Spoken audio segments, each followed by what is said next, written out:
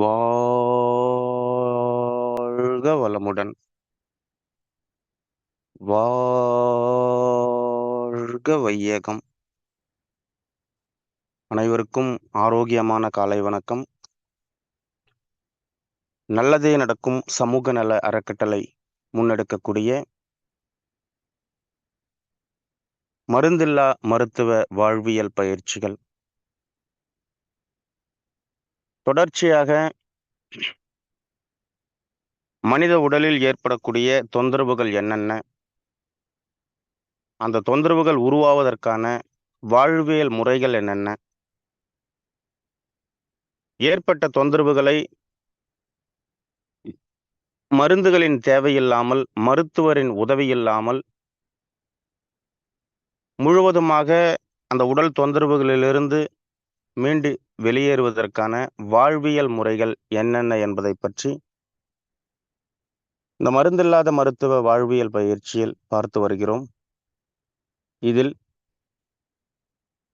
ஐம்பூதங்களின் பங்கென்ன, ஐம்பூதங்கள் மனித உடலில் எவ்வாறு இணைகிறது, இந்த ஐம்பூதங்கள் மனித உடலில் எவ்வாறு பிரதிபலிக்கிறது, எந்தெந்த உறுப்புகளோடு நேரடி தொடர்பு கொண்டுள்ளது என்பதை பார்த்து வந்தோம். அதில் ஆகாயம் என்று சொல்லக்கூடிய அந்த பஞ்சபூதம் மனித உடலோடு கல்லீரல் என்ற உறுப்போடு நேரடியாக தொடர்பு கொண்டுள்ளது. ஆகாய சக்தியை நமது உடலில் இருக்கக்கூடிய கல்லீரல் நேரடியாக கிரகித்து இந்த உடலுக்கு தேவையான ஆற்றலை தொடர்ச்சியாக தடையில்லாமல் கொடுத்து கொண்டு வருகிறது. இந்த ஆகாய சக்தியின், இந்த ஆகாயம் என்று சொல்லக்கூடிய பஞ்சபூதத்தின் செயல்பாடுகள் என்னவென்றால், அதனுடைய செயல்பாடுகள் பல உள்ளது. அதை ஒட்டுமொத்தமாக தொகுத்து பார்த்தோமேயானால், இந்த ஆகாய பஞ்சபூதத்தின் செயல்பாடு முழுவதுமாக தூய்மைப்படுத்துவது, சுத்தப்படுத்துவதுதான் இந்த ஆகாயத்தின் தன்மை. அதுபோல இந்த உடலில் இருக்கக்கூடிய கல்லீரலின் தன்மை என்னவென்றால், முழுவதுமாக உடலை தூய்மைப்படுத்துவதுதான். உடலை தூய்மைப்படுத்துவது மட்டுமல்லாமல், உடலில் பல்வேறு பகுதிகளுக்கு நேரடியாக ஆற்றலை வழங்கியும், பல உறுப்புகளுக்கு, நமது உடலில் இருக்கக்கூடிய பல துணை உறுப்புகளுக்கு நேரடியாக ஆற்றலை, சக்தியை வழங்குவதோடு மட்டுமல்லாமல், இந்த உடலுக்கு தேவையான ஒட்டுமொத்த நோய் எதிர்ப்பு ஆற்றலையும் தொடர்ச்சியாக கொடுத்து கொண்டே இருக்கக்கூடிய ஒரு உறுப்பு நமது உடலில் இருக்கக்கூடிய லிவர் என்று சொல்லக்கூடிய கல்லீரல். இந்த கல்லீரல் ஒரு உடலில் பாதுகாப்பாக இருக்கிறது, பலமாக இருக்கிறது என்றால், ஒட்டுமொத்த உடலும் ஆரோக்கியமாக இருக்கு என்பதற்கான பொருள், அறிகுறி. இந்த கல்லீரலானது என்ன செய்யும் என்றால், உடலில் இருக்கக்கூடிய கழிவுகளை தன்வயம் ஈர்க்கும், கழிவுகளை தூய்மைப்படுத்தும், ஒரு உயிர் அணுக்களிலும் இருக்கக்கூடிய கழிவுகளை வெளியேற்ற தேவையான ஆற்றலை வழங்கும், ஒட்டுமொத்த கழிவுகளையும் தன்வயம் ஈர்க்கும். அதோடு மட்டுமல்லாமல், இந்த உடலின் வெப்பத்தை பராமரிக்கக்கூடிய அந்த இருதயம் இயங்குவதற்கு தேவையான ஆற்றலை தொடர்ச்சியாக கொடுத்து கொண்டே இருக்கக்கூடிய ஒரு உறுப்பு நமது கல்லீரல். கல்லீரலின் துணையில்லாமல் இருதயம் இயல்பாக இயங்க இயலாது. இருதயத்தை தொடர்ச்சியாக இயங்க வைத்து கொண்டு இருப்பதே நமது கல்லீரல் தான். இருதயத்தில் ஏதேனும் ஒரு தொந்தரவு வந்துவிட்டது, நெஞ்சு வலி ஏற்படுகிறது, இது போல தொந்தரவுகள் இருக்கிறது என்றால், இருதய சிறப்பு நிபுணரை பார்ப்பதோடு இன்றைய நவீன மருத்துவம் நின்று விடுகிறது. ஆனால் கல்லீரலை பற்றி முழுமையாக தெரிந்து அறிந்திருக்கக்கூடிய ஒரு மருத்துவர் இருதயத்தில் ஏற்பட்டு இருக்கக்கூடிய தொந்தரவை முழுவதுமாக சரி செய்வதற்கு உதவி செய்ய முடியும். இருதயம் தனிச்சு இயங்குவது கிடையாது. கல்லீரலின் பெரும் உதவியோடு தான் இருதயம் இயங்கிக் கொண்டுள்ளது.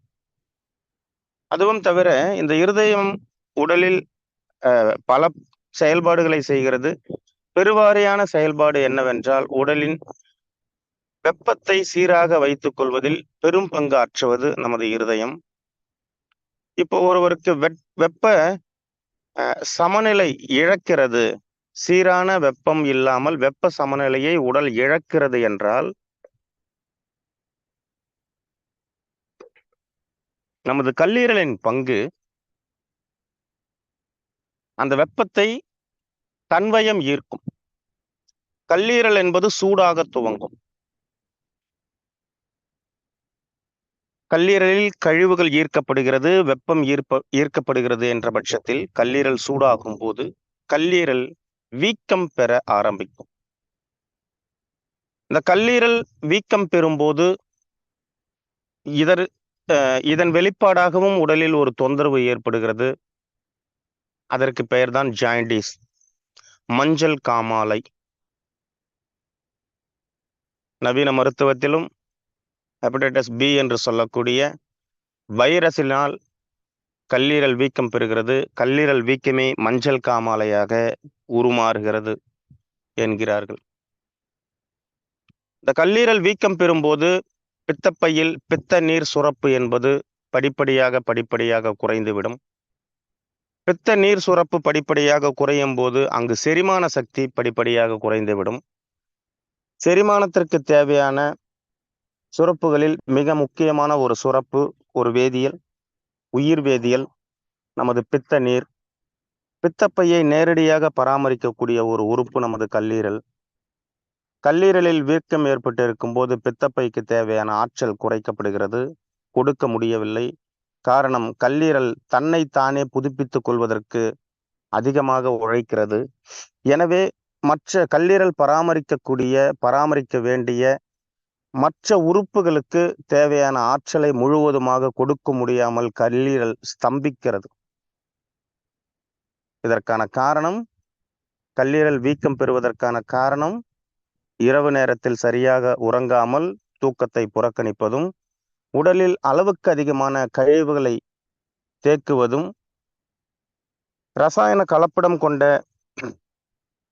மருந்துகளையோ அல்லது உணவுகளையோ தொடர்ச்சியாக உண்டு வருவதும், அதீத கோபம் எமோஷன் ஆவதும் கல்லீரல் வீக்கம் பெறுவதற்கு மிக முக்கியமான காரணமாக அமைகிறது. இந்த இயற்கை, இந்த பிரபஞ்சம் பாரபட்சம் இல்லாமல் அனைத்து உயிர்களுக்கும் தேவையானதை தனித்தனியாக கொடுத்திருக்கிறது. இந்த உலகில் வாழக்கூடிய அனைத்து உயிரினங்களும் படைக்கப்பட்டதை போல வாழும். ஆனால் மனிதன் என்ற ஒற்றை உயிரினம் மட்டும்தான் விருப்பப்பட்டதை போல வாழ முடியும். இந்த மாபெரும் ஆற்றல், மாபெரும் சக்தி மனிதனுக்கு கொடுக்கப்பட்டதின் விளைவே இன்று பல்வேறு வியாதிகளுக்கு காரணமாக அமைகிறது. படைக்கப்பட்டதை போல வாழக்கூடிய எந்த உயிரினத்திற்கும் அந்த உயிரினம் அதனுடைய உடலை கெடுத்து கொள்வது கிடையாது. ஏனென்றால் இயற்கையோடு இணைந்து ஒன்றி வாழ்கிறது. அவை அனைத்தையும் ஆரோக்கியமாக இருக்கிறது. எந்த ஆடுக்கோ மாடுக்கோ குதிரைக்கோ நாய்க்கோ மஞ்சள் காமாலை வரல. எந்த சிங்கம் புலி கரடிக்கோ சர்க்கரை பிபி வரல. மனிதன் யாருமே சிங்கத்தை விட அதிகமாலாம் கோபப்பட முடியாது. சிங்கத்தோட கோபம் அது வேற மாதிரி இருக்கும். ஆனா அந்த சிங்கம் அந்த நேரத்துக்கு கோபப்பட்டுட்டு அடுத்து அதனுடைய வேலையை அது பார்க்கும். அது மனசுலயே வச்சுக்கிட்டு மறுபடியும் நினைச்சு கோபப்பட போறது கிடையாது. நாயை விட கோபக்காரவங்க யாருன்னா இருக்காங்களாங்க மனித உலகத்துல? நாய் கோபப்படும் போது நம்ம பார்த்துருக்கலாம். நாய் சண்டை போடும்போது நம்ம நிறைய பார்த்துருப்போம். அவ்வளவு கோபப்படும். அடுத்த 1/2 மணி நேரம் 1 மணி நேரத்துல அந்த சண்டை முடிஞ்ச அடுத்த வினாடி அந்த நாய்க்கு அந்த கோபம்ங்கிறது இருக்காது. அது இயல்பாக இருக்கும். ஆனா மனிதன் ஒரு செயல் நடந்துருச்சு அப்படின்னாக்கா அதை நினைச்சு வருத்தப்பட்டு, கோவப்பட்டு, கோவத்த வளர்த்து கொண்டு, தொடர்ச்சியாக அதையே நினைத்து, நினைத்து, நினைத்து, நினைத்து கோபப்பட்டு கொண்டே இருக்கும்போது, உடல் உள்ளுறுப்புகளின் செயல்பாடுகள் குறையத் துவங்குகிறது.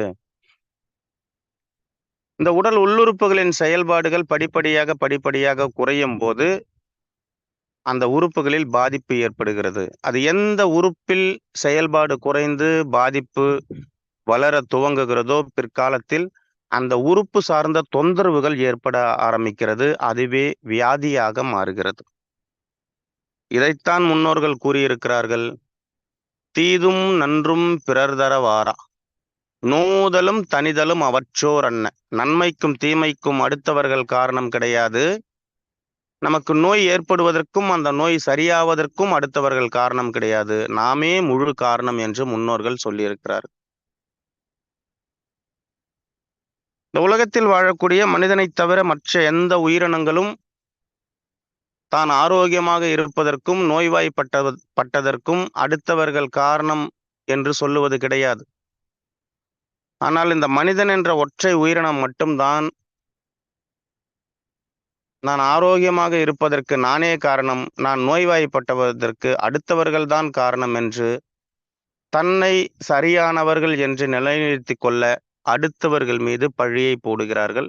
இது தொடர்ச்சியாக காலம் காலமாக நடந்து வருவதால் மனித குலத்தின் மரபணுவில் இது பதிந்துவிட்டது.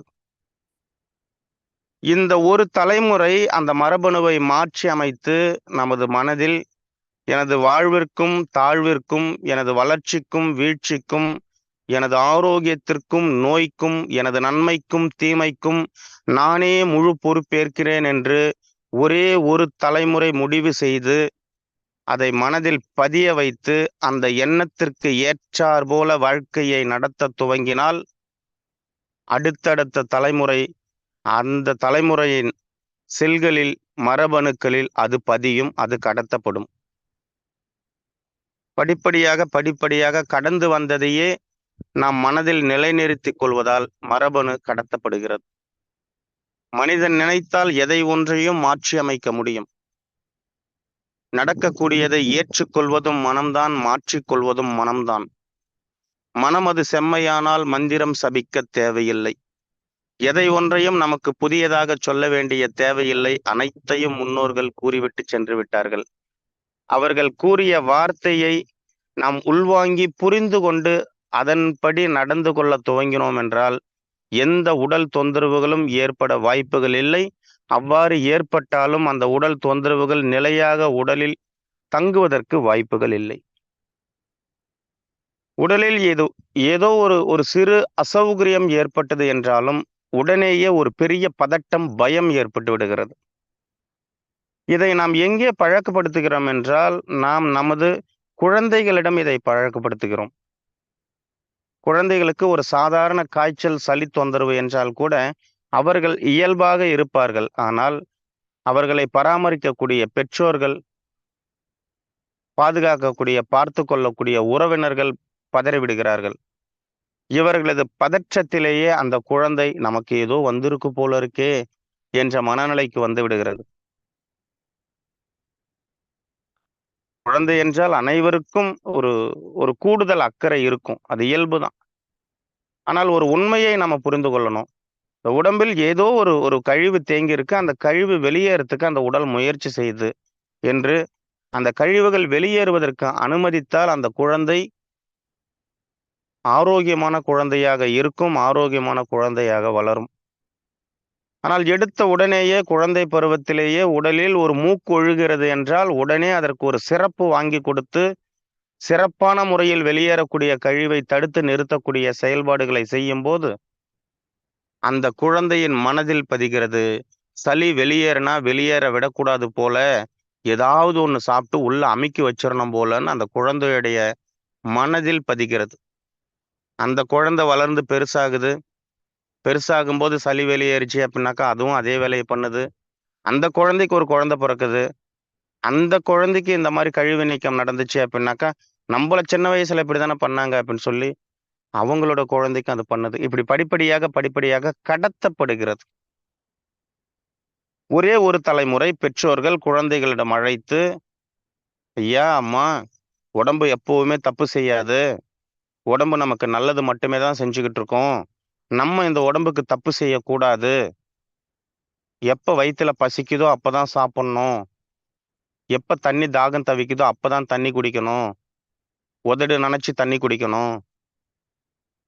உடம்பு ரெஸ்ட் கேட்டுச்சுனாக்கா ரெஸ்ட் குடுக்கணும். ராத்திரிங்கிறது தூங்குறதுக்கான நேரம்மா. ராத்திரில தூங்கிரணும்மா அப்படின்னு சொல்லி நம்ம குழந்தைக்கு சொன்னா, குழந்தை நம்மள பார்த்து சிரிக்கும். இதத்தான் நான் பண்ணிட்டு இருக்கேன். ஏன்னா குழந்தைங்க இததான் பண்ணும். பசிக்காம சாப்பிடாது. தண்ணி குடிக்கும்போது அண்ணாந்தெல்லாம் குழந்தைங்க தண்ணி குடிக்க மாட்டாங்க. உதடு நனைச்சு தான் தண்ணி குடிப்பாங்க. நம்ம தான் அவங்களுக்கு நாகரீகம் சொல்லி தரன்ற முறையில அண்ணாந்து தண்ணி குடிக்க பழக்கப்படுத்துறோம். குழந்தைங்க ராத்திரிலலாம் முழிச்சுட்டு இருக்காதுங்க. ராத்திரில தூங்கிரும். நாம முழிச்சுக்கிட்டு இருப்போம். நாம முழிச்சுக்கிட்டு இருப்போம். நம்பளுடைய அந்த பேச்சுவார்த்தை, நம்பளுடைய செயல்பாடுகள் குழந்தைகளுடைய தூக்கத்த தொந்தரவு குடுக்கும். ஏன்னா குழந்தைகள் வந்து ஒரு இடத்துல தங்குவது கிடையாது. ஆடி ஓடி விளையாடிக்கிட்டே இருக்கும். அந்த அசதியில குழந்தைகள் இரவுல தூங்கிரும். இந்த அடிப்படையில பார்த்தோம் அப்டின்னாக்கா, குழந்தைகள் முறையாகத்தான் இருக்கிறார்கள், சரியாகத்தான் வளருகிறார்கள். ஆனால் நாம தான் வந்துட்டு அவங்களுக்கு அ அந்த முறையான வாழ்வியல் முறைகள மாத்தி விட்டுர்றோம். குழந்தைகிட்ட இந்த அறிவுரைய நம்ம சொன்னோம் அப்டின்னாக்கா, "இத தானம்மா நான் பண்ணிக்கிட்டு இருக்கேன். நீங்க பண்ணுங்கம்மா முதல்ல" என்று குழந்தைகள் சொல்ல வாய்ப்புகள் உள்ளது. ஏனென்றால் குழந்தைகள் இயற்கையின் ஒரு அங்கம். குழந்தைகள் இறைவனின் ஒரு பகுதி.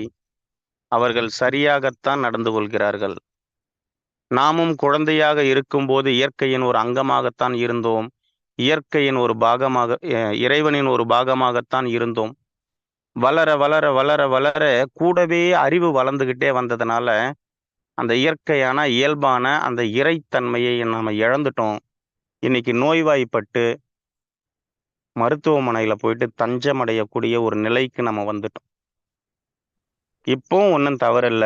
நாம உட்கார்ந்து ஒரு சுய பரிசோதனை நமக்கு நாமே செய்து பார்த்துக் கொண்டோம் என்றால்,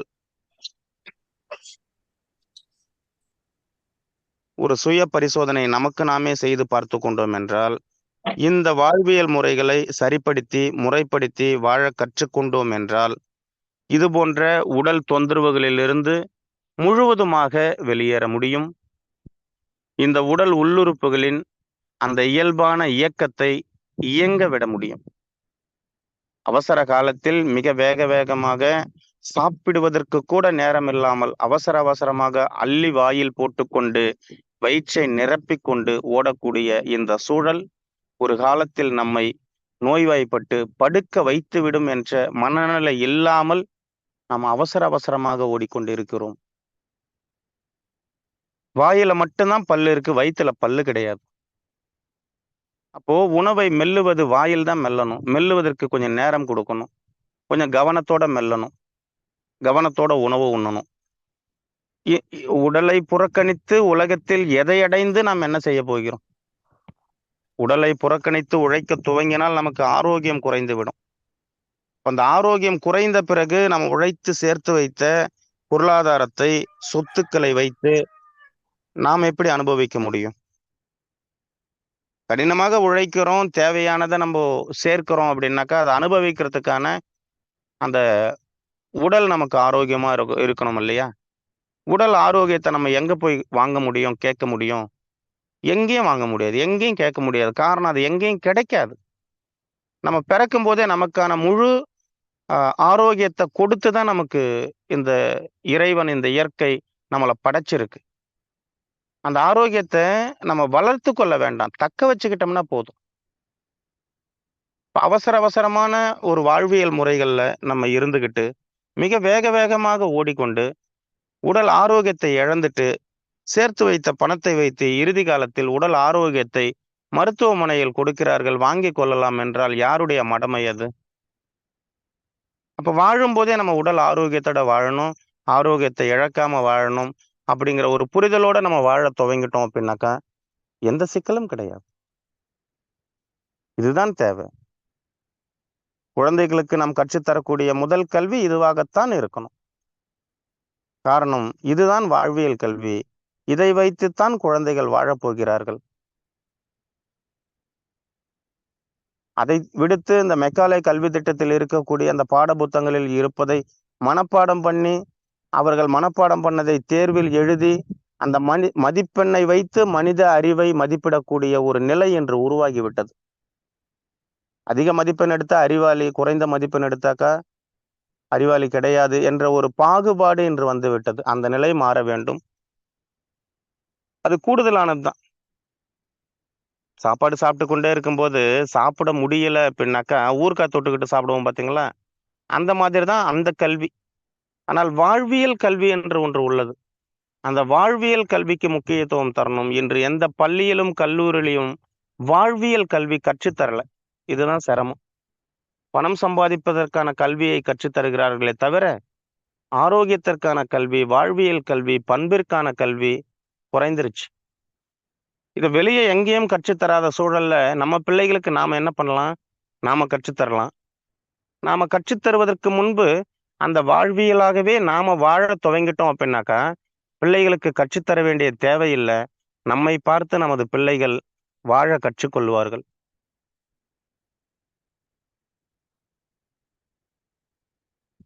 பிள்ளைகள் வேறு எதையும் கற்றுக்கொள்வது கிடையாதே. பெற்றோர்களின் செயல்பாடுகளை பார்த்து தானே பிள்ளைகள் வளருகிறார்கள்.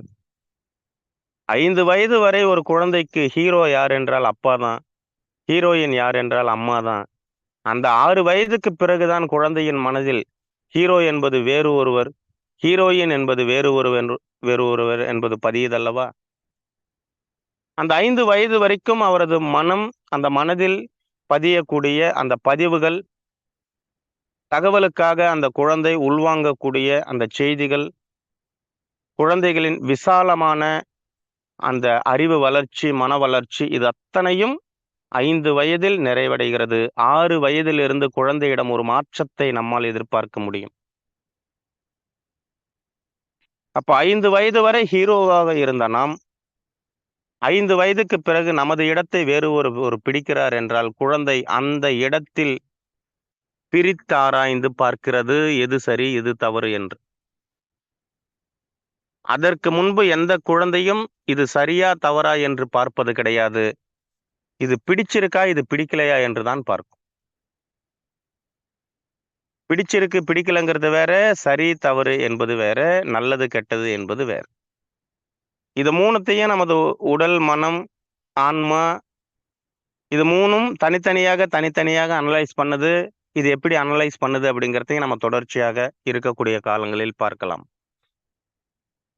எனவே இந்த ஆரோக்கிய வாழ்வியல் முறைகளை நாம் கற்றுக்கொள்ள வேண்டும் என்றால், எந்த முன்முடிவும் இல்லாமல் மனதை ஒரு வெள்ளை காகிதமாக வைத்துக்கொண்டு, இந்த அதிகாலை நேரத்தில் நடக்கக்கூடிய இந்த வாழ்வியல் பயிற்சிகளில் அமர்ந்து உள்வாங்கி அதை நம் மனதில் அப்படியே பதிய வைக்க வேண்டாம். புரிந்து கொண்டதை, ஏற்றுக்கொண்டதை பதிய வைத்து, அதை வாழ்வில் நாம் கடைபிடிக்க துவங்கினால், அதில் உண்மைத்தன்மை இருக்கு என்பதை நாம் உணர்ந்தால், பிறகு அடுத்தவர்களுக்கு அதை கடத்தலாம்.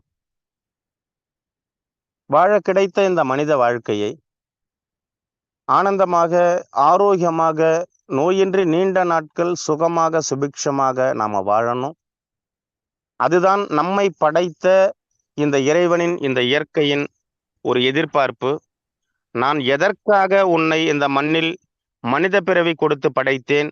நீ இங்கு சென்று என்ன செய்து கொண்டு இருக்கிறாய் என்ற ஒரு கேள்வி நமக்காக, நம்மை படைத்த இறைவன் மூலமாக இந்த கேள்வி காத்து கொண்டுள்ளது.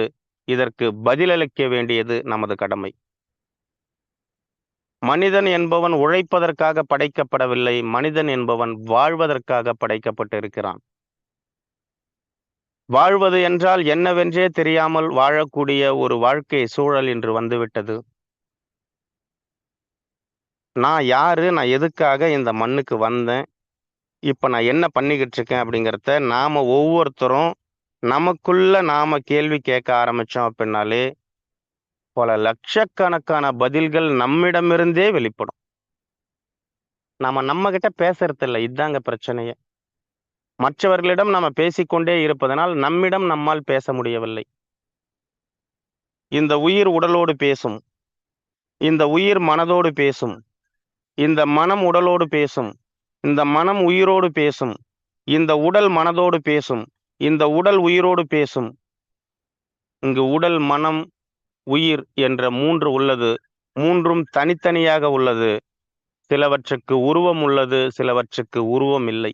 ஆனால் உருவம் இருந்தாலும் உருவம் இல்லை என்றாலும் இவை 3ம் நமக்குள்ளே உள்ளது என்ற உண்மையை நாம் ஏற்றுக்கொண்டு, இதை 3ஐயும் நாம் தனித்தனியாக பிரித்து பகுத்து பார்க்கக்கூடிய தன்மைக்கு வந்துவிட்டோம் என்றால் இங்கு அத்தனையும் எளிமை. தொடர்ந்து நாம் உரையாடுவோம். இன்னும் 5பூதங்களும் மனித உடலும் என்ற தலைப்பை நகர்ந்து இன்று வேறு ஒரு பக்கம் சென்று விட்டது. நாளை அதை தொடர்ந்து கொள்ளலாம் என்று கூறி, இயற்கை வழி வாழ்வியல் தகவல்களை உங்களோடு பகிர்ந்து கொள்வதற்கு எனக்கு ஒரு வாய்ப்பினை வழங்கிய இந்த இயற்கைக்கும் பிரபஞ்சத்திற்கும், நல்லதே நடக்கும் சமூக நல அறக்கட்டளைக்கும், PPA ஸ்பீட்கேஷ் நிர்வாகத்திற்கும், உங்கள் அனைவருக்கும் நன்றி கூறி விடைபெறுகிறேன். நன்றி, வணக்கம். நல்லதே நடக்கும். நண்பர்களே, ஒரு 2 அல்லது 3 நண்பர்கள் மட்டும் இன்றைய இந்த உரையை சார்ந்து உங்களது கருத்துக்களை மட்டும் பதிவிட்டால் போதும். நன்றி, போதும். முதலாவதாக ஜேசுராஜ் சார், உங்களுக்கு வந்துட்டு அன்மியூட் தரங்க, நீங்க பேசலாம். சார் வணக்கம். மதுரையில இருந்து ஜேஸ் பேசுறேன் சார். சார் வணக்கம் உண்மையிலே இதுல எனக்கு சில விஷயங்கள் நிறைய விஷயங்கள் தெரியாம இருந்திருக்கு. ஆனா இன்னைக்கு நான் ஒரு மெடிக்கல் ஃபீல்ட்ல இருந்திருந்தாலும் இன்னைக்கு புதுசா தான் இருந்துச்சு எனக்கு. கோவப்பட்டா நமக்கு கல்லீரல் வீக்கம் கொடுக்குங்கிறது இன்னைக்கு தான் நான் உண்மையிலேயே தெரிஞ்சிருக்கேன். ஆனா உடல் எவ்வளவு ஒரு விஷயங்கள் இருக்கு. அதெல்லாம் கத்துக்கிறதுன்னா கண்டினியூவா அதை கேட்டாதான். நான் ஆரம்பத்துல இருந்தே கேட்டுக்கிட்டு தான் இருக்கேன். ஏன்னா அப்பதான் இப்ப நான்லாம் பசிச்சாதான் நான் சாப்பிடுறேன். இப்ப இதுல கேட்டுக்கிட்டே இருக்கிறதுனாலதான் உடல் நம்ம பிபிஏல நிறைய அள்ளி கொடுக்க போகுது. அதுல எந்த மாற்று கருத்தும் இல்ல. அது ஆரோக்கியமும் வேணும்ல. அப்ப இது காலையில கேட்டுக்கிட்டு இருக்கணும். எல்லாருக்கும் சொல்லணும் இத. கண்டிப்பா. இப்ப எனக்கு ஒரு சின்ன கேள்வி. இப்ப சின்ன பிள்ளைகளுக்கு மஞ்சள் காமாலை அது எப்படி சார் அது வெளியேத்துறது? சரிங்க, சரி. மஞ்சள் காமாலை பத்தி நான் விரைவில் பேசுறேங்க. இப்போ அதை பத்தி சொன்னோம் அப்படின்னா, இந்த கேள்வியை நான் மனசுல வச்சுக்கிறேன். விரைவில் மஞ்சள் காமாலை, அதை குணப்படுத்தக்கூடிய தகவலை நான் பேசுறேன். இன்னைக்கு ஒரு ஒரு கல்லீரலோட தொடர்பு இருக்கக்கூடிய ஒரு தகவலாக அதை சொன்னேன். அது ரொம்ப எளிமையான முறையில் சரி செய்ய முடியும். கொஞ்சம் சப்ஜெக்ட் ஒரு 5 நிமிஷம் 10 நிமிஷம் போகுங்கிறதுனால நான் விரைவில் அதை பேசுறேனுங்க. நன்றி. நன்றிங்க. நன்றி. நன்றி, நன்றி. அடுத்ததாக குமார் மாணிக்கம் சார், இன்றைய இந்த தகவலை பற்றி மற்றும் நமது கருத்துக்களை தாருங்கள் சார். Welcome sir. வணக்கம் சார். குமார் மாணிக்கம் பேசுறேன். நான் பேசுறது கேக்குதுங்களா? கேக்குதுங்க சார். அதாவது என்னுடைய உறவினர்களுக்கு ஒரு இந்த ஃபைலேரியான்னு ஒரு காம்ப்ளெக்ஸ் ஒரு டிசீஸ் இருக்குங்க. அது பாத்தீங்கன்னா கிட்டத்தட்ட ஒரு 25 வருஷமா அவங்க மருந்து மாத்திரை சாப்பிட்டுட்டு இருக்காங்க. இன்ஜெக்ஷன் போடுறாங்க. ஆனா அந்த இன்ஜெக்ஷன் போடலைனாலோ மாத்திரை திங்கலைனாலும் உடனே ஜுரம் வந்துடுது. டிசீஸ், அதாவது டிசென்ட்ரி ஆயிடுது. இதை கண்ட்ரோல் பண்ணோம்னா இந்த இன்ஜெக்ஷனையும் டேப்லெட்டையும் சாப்பிடலைன்னா அவங்க உயிர் வாழ முடியாது. இருக்கிற வரைக்கும் கடைசி வரைக்கும் அவங்க உயிரோட இருக்கிற வரைக்கும் அதை சாப்பிட்டு தான் ஆகணும் அப்படிங்கிற மாதிரி சொன்னாங்க. இடைப்பட்ட பகுதியில் ஒரு நண்பர் ஒரு வைத்தியம் பண்ணார். எந்த வித மருந்தும் சாப்பிடாம நீங்க இந்த வியாதியை சரி பண்ணலாம்னு சொல்லிட்டு அவர் சொல்லி ஒரு 2 மாசம் 3 மாசம் ஒரு 3 இயர்ஸ் பேக் செஞ்சு பார்த்தோம். அது பலன் அளிக்கல. இப்ப உங்க இது நிறுத்தினா ப்ராப்ளம் வருது. என்ன செய்யலாம்? ஒரு வழியை சொல்லுங்க. நன்றி. நன்றி, நன்றி சார். நன்றி. நாளை காலை உங்களுடைய கேள்விக்கு நான் பதில் சொல்றேனுங்க. நாளைக்கு கொஞ்சம் நீங்க இந்த கூட்டத்துக்கு வாங்க. நாளை காலை உங்களுடைய கேள்விக்கு நான் முழு தகவல் பதில் சொல்றேன். இன்று நம்ம அடுத்த கூட்டத்திற்கான வாய்ப்பு தரத்துக்காக தொடர்ந்து கருத்து பதிவிடும் தகவலை நம்ம நிறுத்திக் கொள்வோம். நாளைக்கு நமது கேள்விக்கு உறுதியாக நான் பதில் கொடுக்கிறேன். நன்றி சார். நன்றி நண்பர்களே. தொடர்ச்சியாக இந்த இயற்கை நமக்கு வழங்கிய இந்த ஆரோக்கியமான வாழ்க்கையை நாம் தக்க வைத்துக் கொள்ளணும். நம் உடலோடு நாம் தொடர்ந்து உறவாடிக்கொண்டே இருக்கணும், உரையாடிக்கொண்டே இருக்கணும் என்று கேட்டுக்கொண்டு, வாய்ப்பு கொடுத்த தங்கள் அனைவருக்கும் மீண்டும் ஒரு முறை நன்றி பாராட்டி விடைபெறுகிறேன். நன்றி, வணக்கம். நல்லதே நடக்கும். நன்றி.